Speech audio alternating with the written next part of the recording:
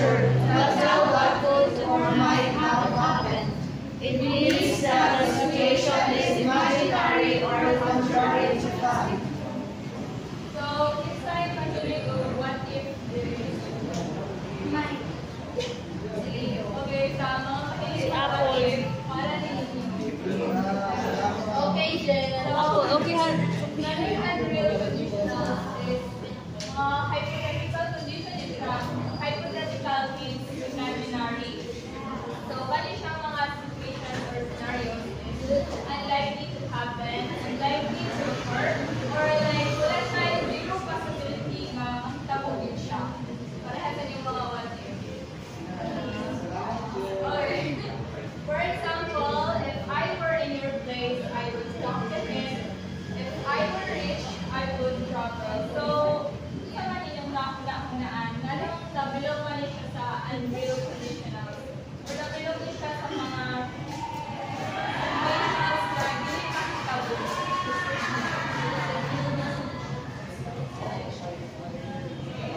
Ay, kay kaman, kanang sa sentence na. If I were your place, dili maka kanang for kan example ba ma. Dili pa nimo balin imong self sa iyaha.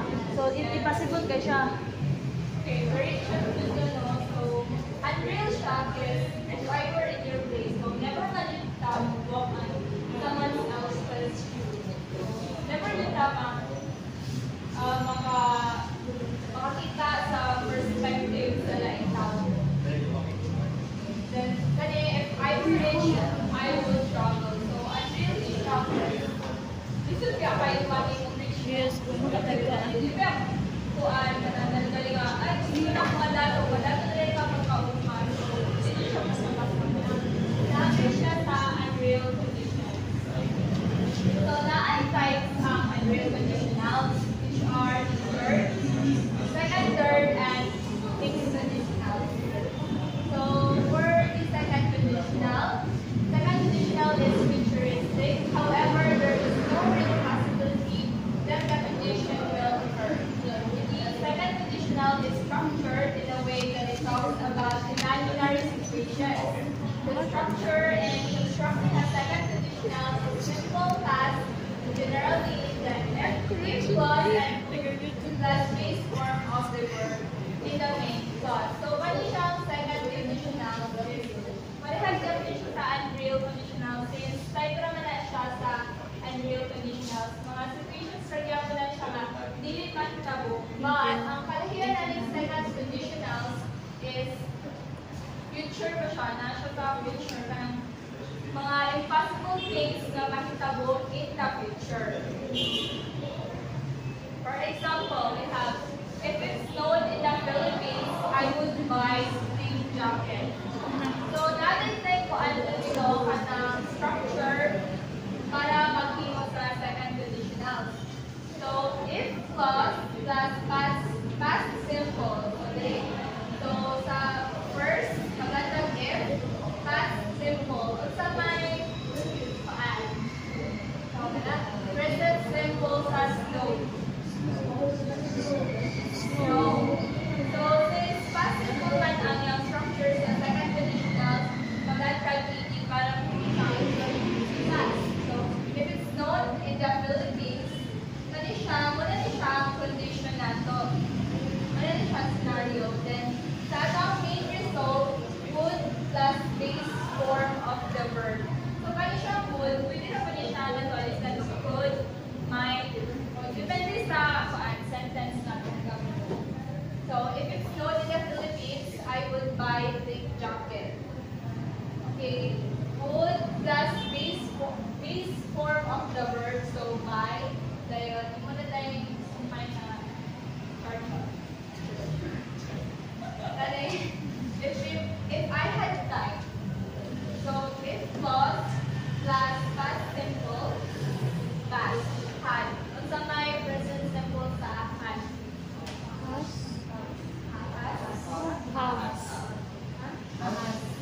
So yun. If I had time, I would go. So, magkakaroon sa scenario and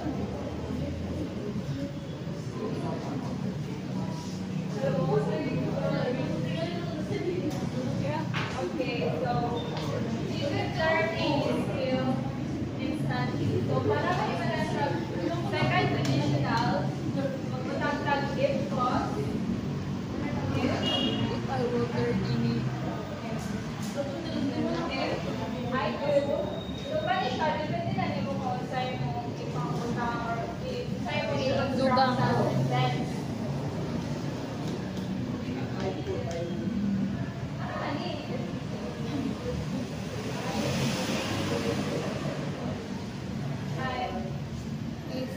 Past simple. So, kanin could, past simple din siya ka. So, may present simple sa could. Would. Can. C-A-N. Can. Then, kanin mo ay past na. Can.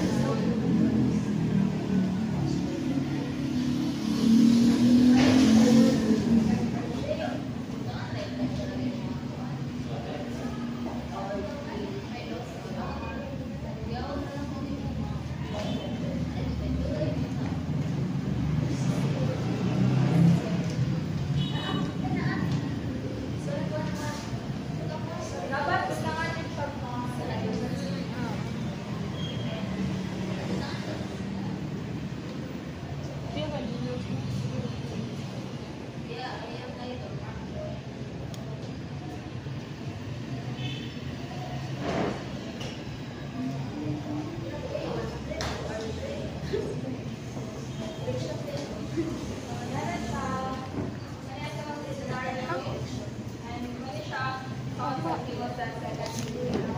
If I could learn any skill instantly, I would become an actor musician.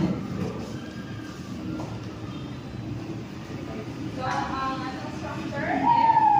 If the past simple, good, past di siya, and learn any skill instantly, ako na din siya isumpay.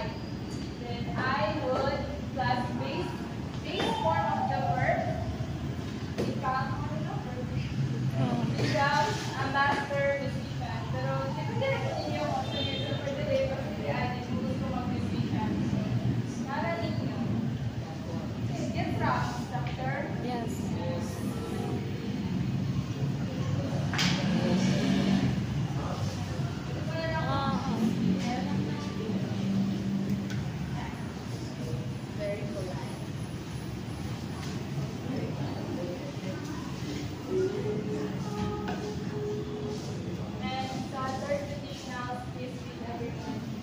Third conditionals. It refers to the situations in the past which did not happen and to imagine the outcome of the situation. The sentence, if I had studied harder, I would have passed the test. This also signifies regret. In short, a third conditional talks about past and real situations and their unreal results. Hence, the conditions are supposed to happen in the past, which is something that cannot be changed. Use past Past perfect and if past and past have past participate in the result in the conditional.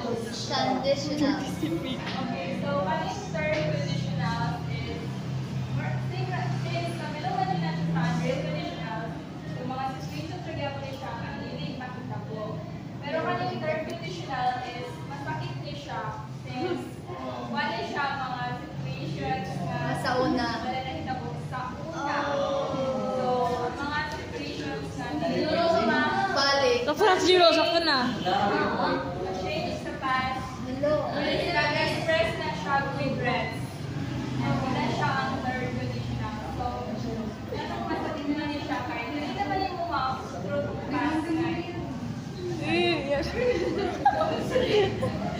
okay, use past perfect in its clause and good might thus have the past participle in the result clause in constructing third conditional. So, kung ang second conditional is mga hindi makita po sa future, kasi siya mga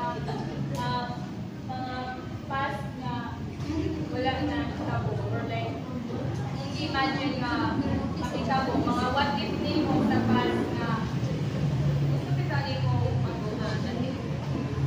Okay, so for example, we have if I had been there during the fire, I would have rescued him. So, natay ko andre structure sa atong third conditional. It was plus past perfect, might, could, plus. Depende rin ninyo kung saan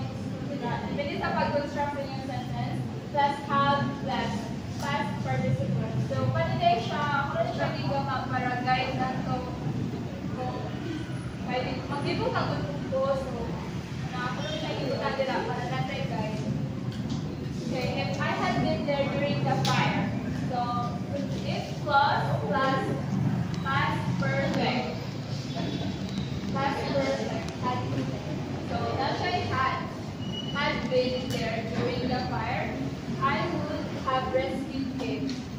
So that should start with the must have, the past participle. Past participle. Rescued him. Past participle is past simple. Rescued.